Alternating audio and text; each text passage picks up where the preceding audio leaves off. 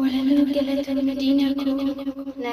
dhageessaa diina koo laphee irraan si galateeffadha na amantuuf malee waan baay'ee sitti dubbadha ati na balleessuuf yaadde koo naaf qartee akka nama ta'e mul'adhu daandii natti argisiistee himata sobaa qindeessitee waa'ee koo ati lallafallee calaqqisee guddatee mul'ata hammeenyi kee yoomillee akka yaada kee kufeera sulula keessan jiraadha garuu akkasii kunoo anta barana badda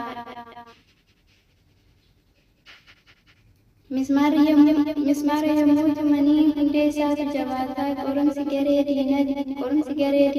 daandii namaaf laata qorumsi garee diinaati daandii namaaf laata kanaaf galatoomii siin jedhaa dhagayyaa diina koo na hadheessuudhaaf kaatee anatti himte hanqina koo na hadheessuudhaafis kaatee natti himte hanqina koo ani mogolee koo hin laaffisu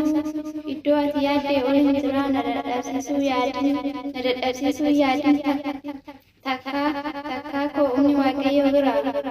ishoo bagana kumattee dhugaan si jaalataa onnee koo irra deebi'een sin jaaladha galatoomii yaa diina koo sin jaaladha galatoomii yaa diina koo